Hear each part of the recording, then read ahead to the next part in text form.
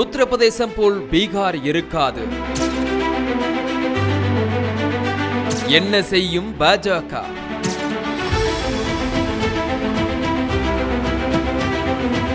பீகார்ல இரண்டாம் கட்டமா 122 தொகுதிகள்ல இன்னைக்கு சட்டப்பேரவை தேர்தலுக்கான வாக்குப்பதிவு நடந்து முடிஞ்சிருக்கு. குறிப்பா பீகார் மாநிலத்துல பாரதிய ஜனதா கட்சி உத்தரப்பிரதேசத்தை போலவே அதிகாரத்தை கைப்பற்ற முடியாம தடுமாறுவதற்கு பல காரணங்கள் இருப்பதா சொல்லப்படுது. அதுல முதல் விஷயம், பீகார்ல பெரும்பான்மையான யாதவர்கள் மற்றும் முஸ்லிம்கள் ஆர்ஜேடியை ஆதரிக்கிறாங்க. ஆனா உத்தரப்பிரதேசத்துல யாதவர்களின் எண்ணிக்கை குறைவு. அது மட்டும் இல்லாம முஸ்லிம் வாக்குகள் உத்தரப்பிரதேசத்துல பிரிந்துள்ளதா சொல்லப்படுது. இரண்டாவது விஷயம், உத்தரப்பிரதேசத்துல யோகி ஆதித்யநாத் தொடர்ந்து தலைமையில இருக்கிறதுனால பாஜக பலமா இருக்கு.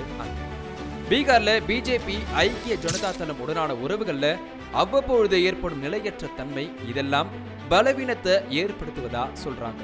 மூன்றாவது விஷயம், உத்தரப்பிரதேசத்துல குர்மி, லோதி, குஷ்வாகா போன்ற சமூகத்தினர் சேர்ந்தவங்க பிஜேபியுடன் இணைந்திருக்காங்க. ஆனா பீகார்ல குர்மி, கோஹி, மாலி போன்ற சமூகங்கள் பிரிஞ்சு இருக்காங்க. சிலர் பிஜேபியிலையும் சிலர் ஆர்ஜேடியிலையும் இருக்காங்க.